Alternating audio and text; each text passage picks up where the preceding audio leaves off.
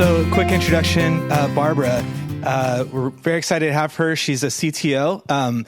Last week I described a lot of people, their goal is to make it to the C-suite. And so she's going to talk about her journey. She's going to talk about technology, blockchain, what the future looks like from her eyes. So we're very excited to hear her story. So Barbara, welcome to the stage. Thank you, Michael. Thank you, guys. Thank you for having me. It's Friday morning, and it's very early. I'm an old developer, so, my journey to a CTO doesn't start at this time in the morning. So today we're going to talk about my journey, it's kind of some of my learnings, and then we'll ask questions. So I'm Barbara Bickham. I'm the CTO of Trailyn Ventures. We do blockchain advisory. I'm also chief of the block at the Blockchain Accelerator, so we help blockchain companies get funded, and we also help blockchain companies go global. And then I'm also raising a fund now. It's a female women-focused fund, so that's in process. This is a little bit, it's in process. You say you're raising a fund, and it takes a minute, so it's in process. These are little facts about me, but I like to walk in the sun, and I also like to be at the beach. But one kind of fun fact about me that's not on this slide is that I am a poker champion. So I have won several poker tournaments for charity. I play for charity, but I'm a very pretty good poker player. So here's my origin story. Everyone asks, how did I get into computers? And, how was I interested in about technology? So if anyone knows what that computer is, they win a prize over there. But that's an Apple IIe. My father was a doctor, and he was an early adopter of all technology. So this thing showed up in the house when I was 12 years old. And when I was 12, I was in high school. So in high school, in ninth grade, that I had to take twice, the computer showed up, and there was a class that we had to create area of a circle. So I said, okay, we had to create a flow chart. I said, okay, well, I could do that. Pi r squared, area of a circle, that's cool, right?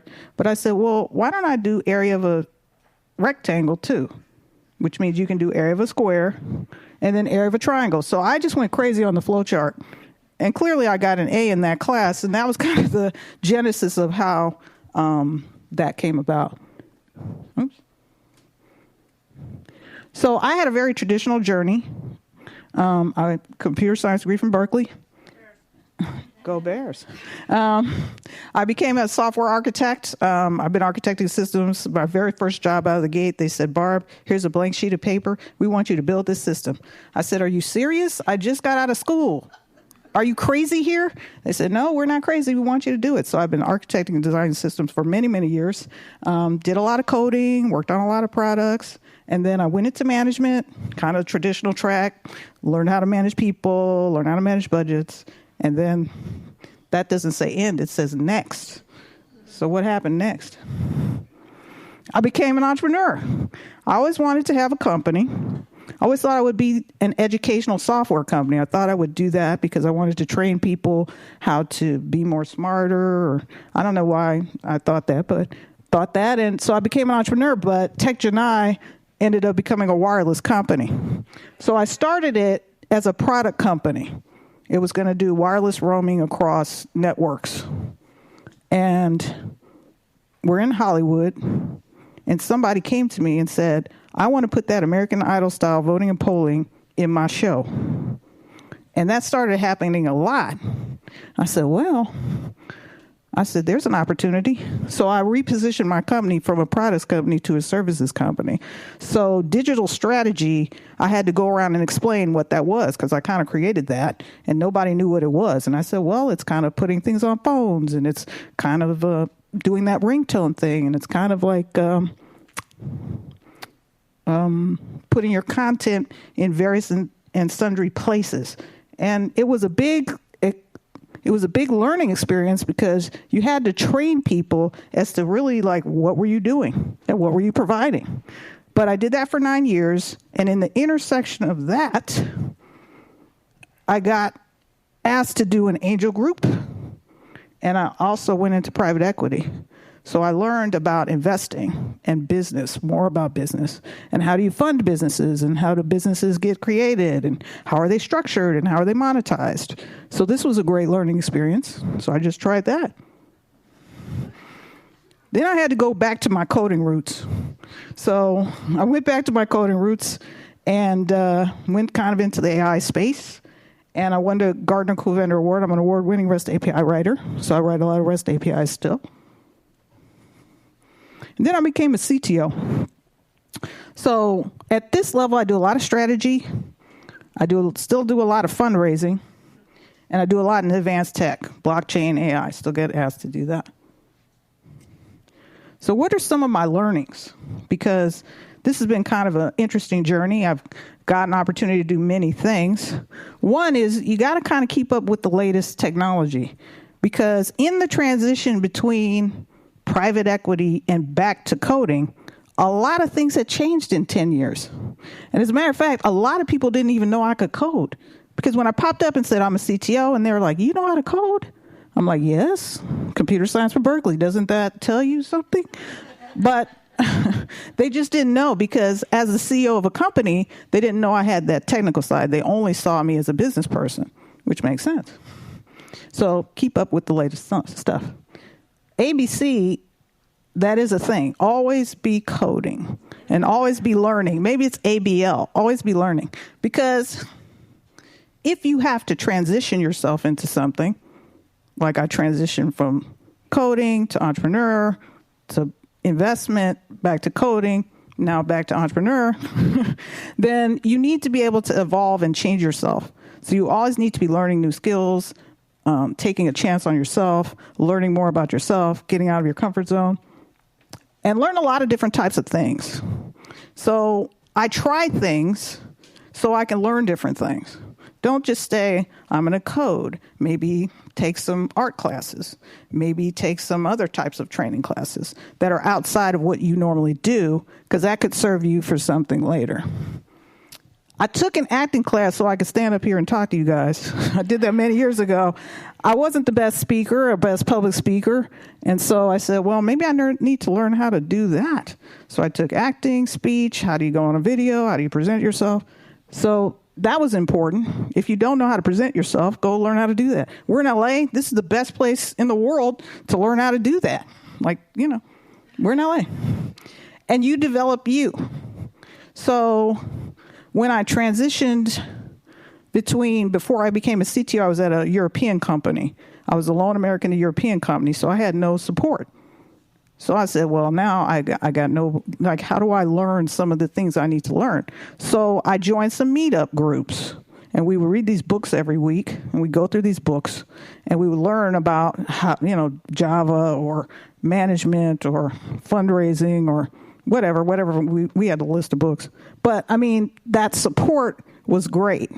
So you have to support you, because your company may not always do it. And that's kind of it. It's a very quick talk.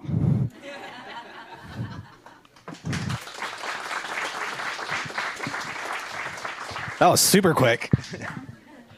Love hearing the journey. Love hearing all the various things you were doing. We're going to open it up to questions. If you've got a question, we'd love to hear it. We'd love to hear Barbara's answer. And maybe I'll kick it off.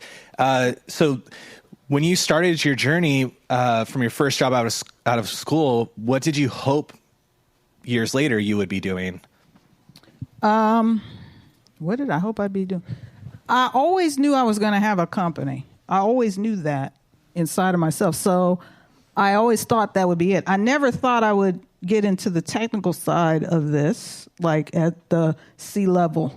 I always thought I would be a CEO, and I have been, and I have been CEO of my company and other companies as well. So that's always kind of what I thought my trajectory would be, strangely enough. Jan? Hey, Barbara. Actually, I've got a question for you. Why did you thought, or where did the idea of starting an investment fund come from? Because that's a little bit outside of a CTO, even though you are involved with fundraising. Yeah, if you go back, let's go back, because I like going back.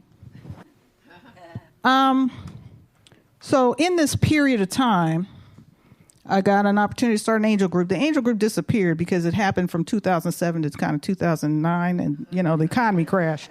So like the angels were a little less angel-y, and so they disappeared. So I said, okay, close that group.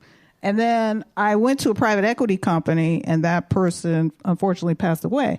And so a lot of people knew I had the capability of raising money. I mean, I've raised $50 million in my lifetime. And so when I told people, well, someone came to me kind of last year and said, hey, Barb, I want you to help me raise this fund. And I said, okay, it's time for me to do that. And they said, we see you as this person because they know me as that. And so when it was the opportunity for me to do my own fund, I said, well, yeah, why not? I just try stuff. It's like, let's just try it. Why not? You can do it. Why not? Okay. So the guys from IBA came a few weeks back, yeah. and I asked them, why did you decide to do a blockchain accelerator? And they said, well, we met Barbara. And so can you talk a little bit about how you met them and how you guys came up with the idea of doing a blockchain accelerator, and how did you get into blockchain? I'm just sort of curious because that's how I know you, and we haven't actually talked about that. Okay, so 2 questions. All right, I'll talk about how I got into the blockchain, then I'll talk about the blockchain accelerator, because that's a great thing. I know a lot of the early blockchain pioneers. 2012, somebody came to me. I won't say who they are, but a lot of you guys know who they are if you think about LA. And they came, and one person in particular, like, Barb, you need to get into this blockchain thing. I'm like, man, that ain't a thing. I'm like, no, I can't do that. So I kind of missed that wave. And then 2015, I heard a talk, Andreas Antonopoulos, he's like a famous Bitcoin person, and some people were in the space. And so 2015, I learned about kind of how does money work and how is money created. And I said, wow, this is actually super fascinating. So I tried to get in there as a developer. That didn't work. So 2017, I had a client come called To Transfer, and they do money and remittance on the blockchain. They do it in Mexico, Colombia. They do it outside of the U.S. And so I got in there. And then last year I went to a company called Exchange Rate, and they had $1 million when I went. I went in as their CEO, left with 11. So I raised them $10 million in a very fast time. And then that's kind of it. Everyone said, Barb's in the blockchain, Barb's technical. Bam, that's how that happened. So the blockchain accelerator, I had another business partner. And in December of 2017, we were having these long discussions about starting a blockchain accelerator with that business partner. And I went and did all the surveying of all the companies and accelerators around the world to see, like, was there a bunch of them in the United States? How did they work? Things of that nature. So I had the framework for a blockchain accelerator because I'd already been planning to do one. And so when I met Chris and Michael, we just kind of combined our forces and created the blockchain accelerator for global growth. So that's how that came about. And we are still accepting applications, by the way. So if you guys want to apply, still time. Close today. Good morning. Good morning. So my question is, when you left college, you got a great opportunity, which Yes. doesn't happen for a lot of people. I told them they were crazy. Right. So given the fact that you had such an upstart coming out of college, is there any specific thing that you do now that you do to solicit yourself, your services, or market yourself? How do people continue to find you? Is it because of the track record that you've built and the rapport? Like, how does that continue to happen, these opportunities? Well, 2 ways. I have a lot of friends over the years, having started a company and been successful at doing certain things, and they know me for that. So I'm just called upon to do that. I do take advantage of the fact that I'm one of the few female CTOs around. I do take advantage of that. I speak at various places. People find me that way. I mean, I'm on the internet. I'm on Twitter. I'm on Instagram. I'm on all the social, LinkedIn. I'm on everything. WhatsApp, Telegram, on everything now. So I'm on all the social media. So, you have to create your niche. Like, what is your niche? And what are you kind of good at, what hone what you're good at and kind of go for it. I mean, I do a lot of things. Many people don't recognize, like, how many things I wrote. Jan knows a little bit. But, I mean, I do a lot of things. So I get approached and I just try a lot of things. So, like, when opportunity presents itself, unless it's like so much out of your comfort zone. It's like, no, because somebody asked me to be the CFO of their company. I said, no, that you don't want me to do that. I can do this, but you don't want me doing that. So, I mean, you just have to be clear on what you're good at and just, when opportunity presents itself, go for it. That's what I've done. But, I play poker. So I'm a gambler, I'm just going to go for it. Hey, all in. No, I'm going to fold this. No, you guys can win that hand. I'm cool. I'd like to actually talk more about those opportunities with you, or hear your experiences jumping around, because you say that you had this sort of traditional software developer right to management, but then after that, it definitely seems to be less traditional from what a lot of us have seen and experienced. And specifically, I'm interested in how you grew yourself in all of these different areas, from investment to private equity, CEO, CTO. Where did you find mentorship, and how did you grow and work through those? That's a very good question. So I've been very, very, very fortunate in my life to have some wonderful managers and mentors in my world. They're all, most of them are men, because I'm in a man's world, so it's okay. But I've been very, very fortunate to have that. And if you have someone in your corner and can support you and sponsor you and bounce things off of you and hold you accountable and things of that nature, that's a wonderful thing. So you have to seek those people out. They're not just going to fall in your lap, but if you have favor with someone and you see that, you guys are synergistic in that way, then I've just been very fortunate in that way. And I got a thick skin because I play poker, Got to have a tough skin for that, too. Over here, Barbara. Yeah, Hi, Barb. sorry, I don't have my glasses, so I can't see you. My name's Greg. I'm tall, Yeah, I see you, Greg. blue shirt. I saw you stand up. All right, good deal. Listen, 2 questions. A friend of mine has a blockchain-related startup. He's looking to kind of grow it and find some money. Can he call you for advice, or should he just go on your website? Okay, there's 2 ways to engage me. Wait, I have a second part of my question, too. 2 ways to engage me in the blockchain space, but okay. Okay, so Go ahead. the second part is you talked about you're a poker player and you're all in and sometimes you have to fold. What part has bluffing played in your success? And then should my friend with the blockchain idea just go on your website, or can he call you for advice or what? Okay, 2 ways to engage me in the blockchain space. This is going to be far cheaper than engaging me personally. Number one, I'm going to say that because I have kind of walled myself up a little bit as to like kind of where I am. So I'm a tech mentor kind of around the town. So if you're in one of the accelerators, cohorts, incubators, pre-accelerators, I'm not in anything up here. But I mean, if you're in one of the places where I am, then you can engage me that way. You can have them apply for the blockchain accelerator if they really want to raise money and accelerate their company. Or if they want to engage me personally, they can go on my website and see what I do that way.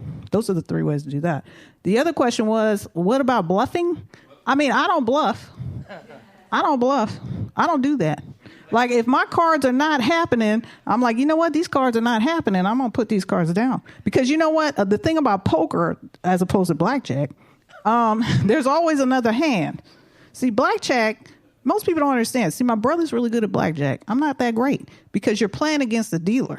When you're playing against the house, it's already stacked against you. In poker, you're playing against everyone else at the table. See, I can control my reactions and my kind of interaction when I'm playing against everyone else, as opposed to the house.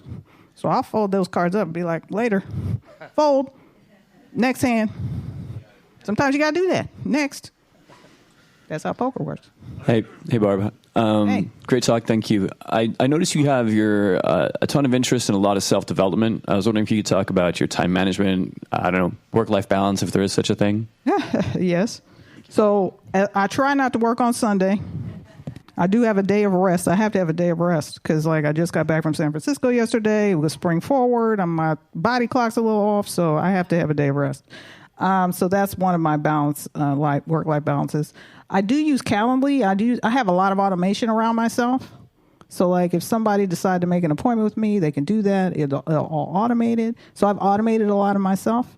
I use my natural kind of developer self to, I won't answer your email during the day sometimes.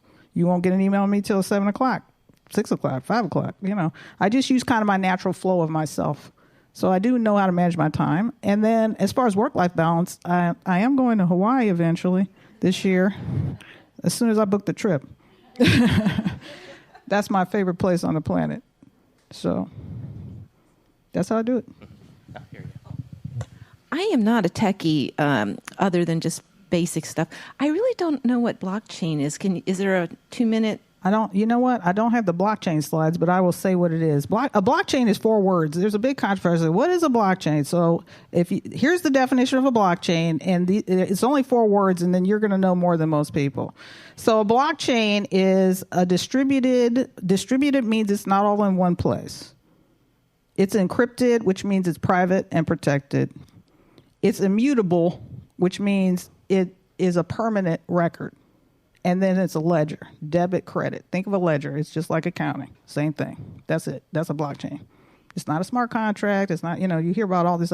It's not that. That's what it is. That's the essence of a blockchain. Who's using it? Who's using it? I have a blockchain accelerator, so I have several companies using a blockchain. You mean what is a practical usage? Yes. So out of the blockchain, so I'm working with a company now called TravNow. They're going to put bookings and kind of track their commissions on a blockchain. I had several companies out of the accelerator. One is doing opioid prevention on the blockchain, so they're tracking scripts. So like if you go to a doctor and write like 100, get 100 drugs, they're going to track that. I have another one that's tracking medical records on the blockchain. The other one was tracking music rights and kind of how do you go about doing music workflow on the blockchain. There's just many applications. I haven't seen a voting on the blockchain. I've seen a lot of supply chain, logistics. Another company I'm working with is doing distribution and identity on the blockchain. So it's an alcohol company. Okay. There's a lot of applications of blockchain. Okay, great. Thank you. Awesome. Those are mine specifically. Thank you for coming out here. I appreciate it. Thank you, guys. It is early. It is. Third cup over here. So you talk a lot about poker. So what was one of the hands that you what was one of the hands that you were given when you were exploring through many of your careers that you were just like, you had a really hard time folding it, like just that you really had to think about and go from there.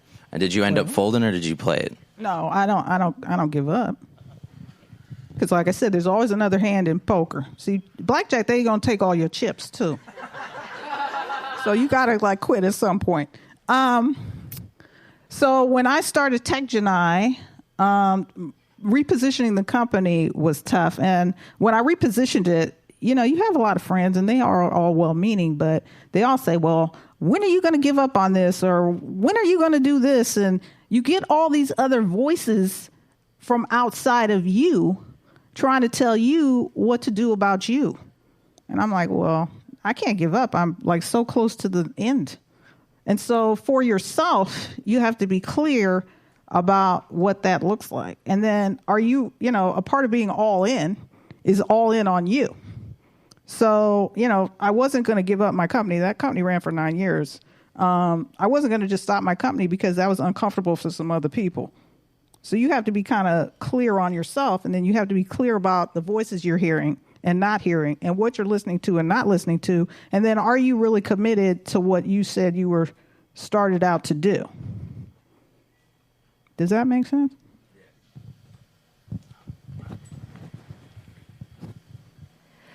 There are a lot of companies that are started by people who don't have the technical skills and need a CTO. Work with a lot of those people. So I was going to ask, what do you recommend on both sides of that, for the company that is looking for a CTO, especially pre-funded or, bootstrapped startup, what process should they go through? And on the CTO side of it, what should they be looking for? What should they be willing to accept to be at the early stages of a startup company?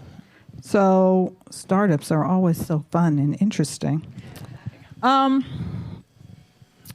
Being in startup land as a CTO, so I don't code anymore. I retired from coding. I code my own things now. I don't code professionally. I stopped doing that about maybe 15 months ago now, not too long ago. Because as a CTO, let's go back. Oh, that's the end.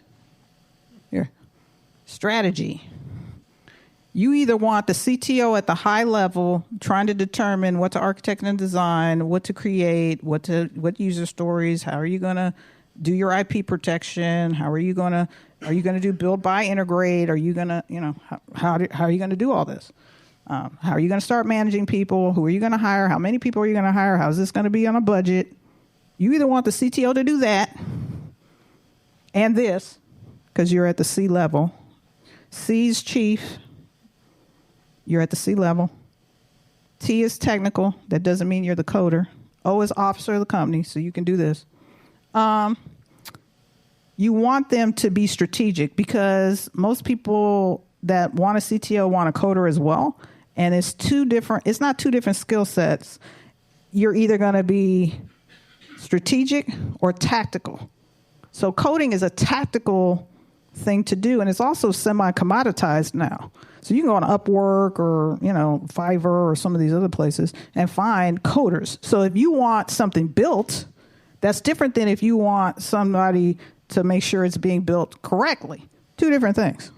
Because the person that's building it may not know how to build it correctly, which is some of the problem with Ethereum. You weren't at the Ethereum versus EOS, but some of the problems that happens is if you just have somebody building it and then they're the main strategic person as well, it can, it's two different kind of modalities. And so, it's tiring. CTO, and then you're coding, and then your strategy, coding. It's tiring. It's a big context switch, and most people don't understand that from a development side.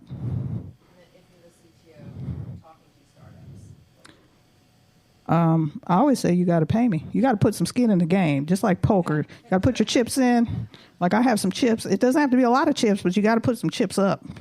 Because, in order to get your chips, you got to pay like $5, I don't pay $5, but, you got to put your $100 in. Hey, and then I give you some chips. Then it's like, here's some chips we work with. Okay, we can work around chips.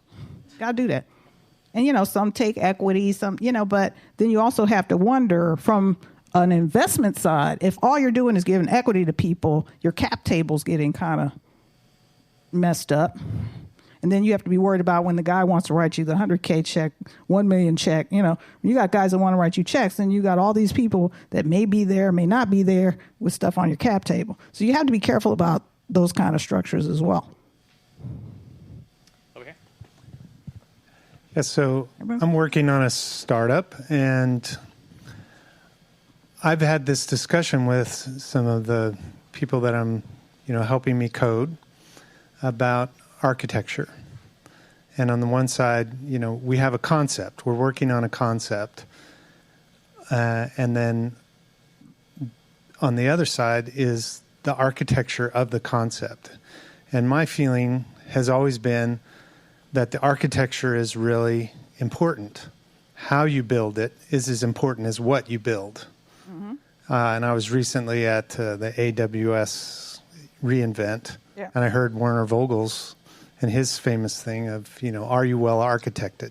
Mm-hmm. Of course, he's Amazon, AWS, so he cares about architecture. How important do you feel like architecture is?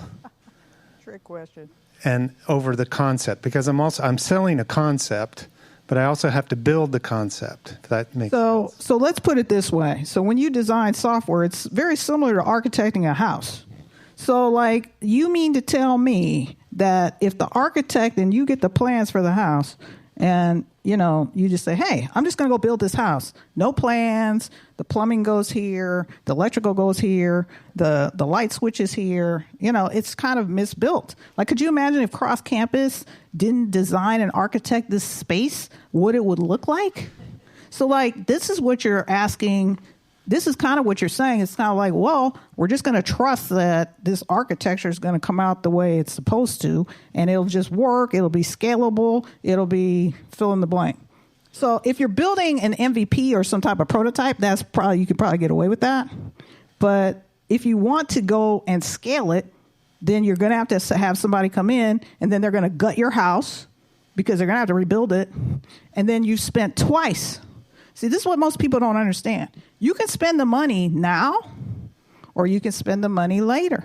Because if you build it wrong in the beginning, then you're going to have to rebuild it. So it becomes now a budgetary issue, fundraising. So now instead of you having to raise $1 million or $5 million, now you got to raise 10 because now you got to gut the whole house. Think of it that way. That's how it works. Same thing. Back here. Sorry, I can't see you back there, but that's okay. Yes, hi. Thank you for sharing your great experience with different technologies. Can you talk about a little bit blockchain technology and where it's going in the future and how important it's going to be? Wow. Okay, so I'm going to give my prediction at the Crypto Invest Summit because I'm speaking there. So I'm not going to say what it's going to be because I'm going to say what it's going to be and everyone's mouth is going to fall open. So I'm going to save that for that. But I will tell you that the blockchain is going to disrupt everything. If you look at what happened like with JP Morgan, IBM just announced it's doing crypto custody. If you kind of watch the news, you can kind of see where it's going. Because it's not going to disappear. It's just going to shift. And it's going to become more enterprise level, and the banks are all going to do it. So think about what's happening as far as like money. Like, how is money now going to be created? How is money going to be spent? Who is going to control money? Think of it that way. And then you guys got to come to Crypto Invest Summit because I'm gonna throw it out there. So I've had several predictions that have come true. I predicted the mall is going to go away. I predicted that there would be robots in McDonald's, and I also predicted there would be no bank tellers. And when I told people this, they said, "Barb, you're crazy." Like I've told people there won't be any more software engineers as well. That got a lot of people mad. Yeah, computer can do it. So, I mean, when I throw this out, it probably will happen because I've seen some things in the world and I'm like, ooh, this is out. This is going to be, it's going to be. So I'm not going to spoil it. Spoiler alert, I'm not going to spoil it. But the blockchain will be everywhere. It'll just be like, you know how like back in the day, nobody knew what a cloud was? Like, what is a cloud? Why would we put that in a cloud? That's how the blockchain will be. Another question back because of my prediction. Hi, Barb. Thanks for your inspiration. Thank you. On days that you hit me as a person that has your hand on the rudder all the time, and I'd like to hear about the days that you don't have the hand on the rudder, and if you're ever going to give up the rudder to somebody else. So, yes, I am grooming. I'm trying to groom my son to do some of this. He is interested in this area from an economic side. So the thing that's attractive to me about the blockchain and kind of just tech in general is the blockchain specifically is kind of the intersection of the two best sides of me, the money side and the tech side. And so my son is kind of more interested in the economic side. And a lot of people do ask me kind of like, which careers are going to be happening in the blockchain space? You don't have to be technical to be in the blockchain space. It is a technical thing, but we do need, clearly we need UI, UX people because none of these developers know how to build anything that looks good. And gaming hasn't quite happened in there. AR, I think, will kind of go in there and help with mass adoption, with Samsung now putting a wallet on their phone. It's going to be interesting to see, they're probably going to have one of the first distributed app stores, Samsung. Like, that makes sense, right? They got all the wallets. They can put all the apps now on their phone. So that's great. So if you look at kind of what's happening there, my son needs to get involved in that. But yeah, I'm grooming some other people for that. Absolutely. And I mentor other people, and I mentor kids, and I work with a lot of kids as well. I don't talk about my philanthropic, because that is just a natural part of myself. I look at what I do as helping people. Because if you want to start a company, you need help. If you want to go into the blockchain space, you need help. If you need your idea vetted, you need help. And so, I give back in that way. I just look at what I do is helping people. So that's kind of my natural bent. Over here.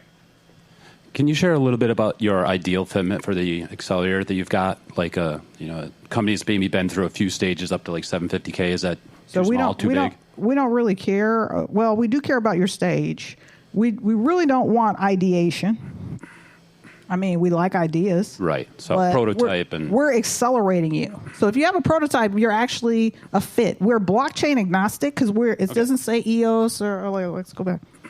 Let's go forward. And then as the final thing before I hand it back to Mike. It's not the EOS accelerator. It's the blockchain accelerator. So we're blockchain agnostic. We look at public and private blockchains.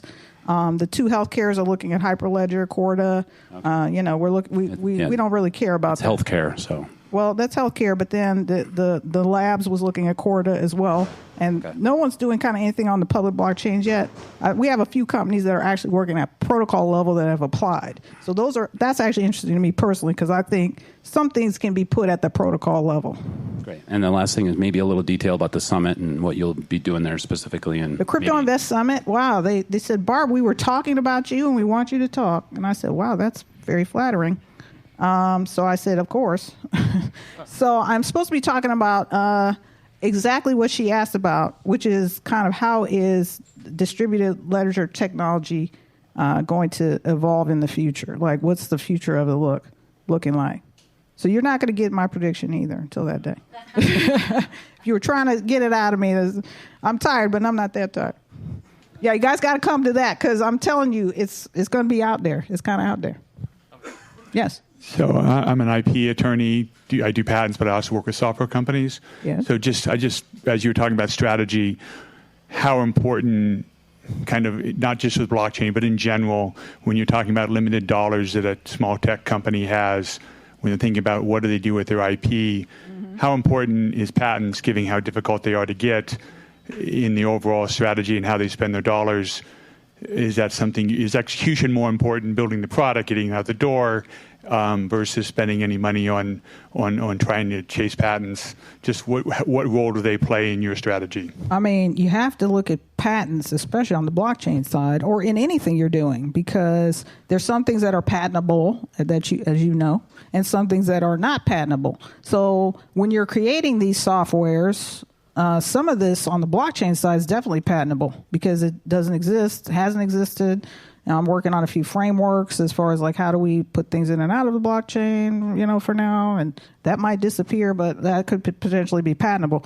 Now IBM has patents, Visa has patents, some of these other things. Like I don't know what they built. I don't know what Visa built on the blockchain, so I don't know how they got all these patents.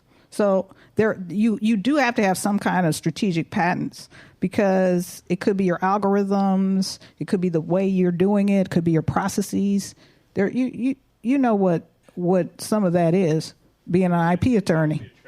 It's a trade-off. You're not going to do it at startup phase, but you may do it, a little bit later. You can't ignore patents because patents is a protection mechanism. Unless you're going to go and partner, which I do this as well, creating an ecosystem for a startup company. If you're not going to do that and partner with like Amazon and all these big guys, then you better have some patents because it's a moat. Okay. Yes. I come from the online advertising space where fraud is a huge issue, and there's talk that blockchain could be sort of the be-all and end-all to solve fraud issues. I also come from a part where speed is critically important in a marketplace where there's sort of millions of transactions per second, and they have to clear in milliseconds, and that blockchain has some fundamental speed issues. I was wondering if it depends on which blockchain you're using. If that's true. It depends on which blockchain you're using. Yeah. You missed my EOS versus Ethereum talk, clearly. Yeah. But there are speed issues. So just this is kind of a myth. Everything's not going to be put on a blockchain, FYI. Even it doesn't matter which blockchain you're using. Everything is not going to be built on a blockchain. So if you ever want to use AI for right now, that cannot go on a blockchain. Too slow. Blockchain too slow. Blockchain AI is going to, get very confused. If you're doing any kind of trading around that data, that AI is not going to be happy. So you have to keep that off chain, or maybe you do some things and put it in a side chain. It kind of depends on what you're doing.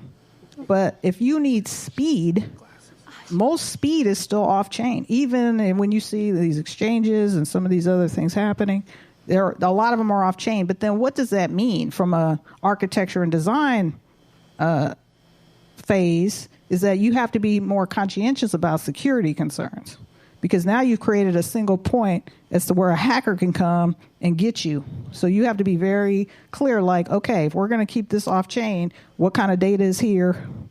Is it critical data? Is it like money? Is it what? So you can make sure all the security is good there. Because the blockchain is inherently secure if you program it correctly. Yet again, this is all about us humans. You have to code it correctly. You're welcome. Yeah. All right. Hi, Barbara. I'm an aspiring philanthropist, and I have a question. I don't really know much about technology and blockchain. This is very new for me. But I have a question. How can nonprofits integrate this technology? Is there any link between blockchain and the nonprofit sector? Yes. So I know that NGOs are trying to use it. So as far as like tracking people, like let's say you're a refugee. We were at a hackathon about, I guess it was last November with the USAID, and some people were trying to like track refugees on the blockchain. So if you're displaced out of your home and you're somewhere else, how do you track those people? Like, who are they? Who's their identity? Where's their family? Fill in the blank. So that's a use of the blockchain. Clearly, if you want to take donations via blockchain, that could be done. And I know a couple of charities that have done that from a recording side of it. If you want to validate like who your charitable person is, like maybe you have some big donors, you can kind of use the blockchain and the identity KYC AML verification process to do that. So there are usages in the philanthropic, social responsible areas. I know a lot of people are trying to do things with energy and things with kind of water, land, kind of how do you track those things and make sure all the ecosystem is being properly preserved. So there's a lot going in the sustainability area there. Hey, Barbara. Well, just got time for one more question. All right. And it's, I think, related to the gentleman back here yes. about the crypto investment conference that's coming up. Yes. When is it and where is it going to be held? So the Crypto Invest Summit is kind of the biggest one around town.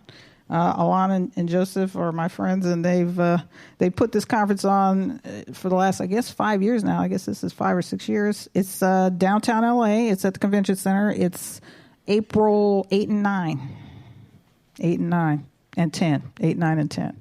So that's where it is, and that's kind of the timing of that. Thank you, Barbara.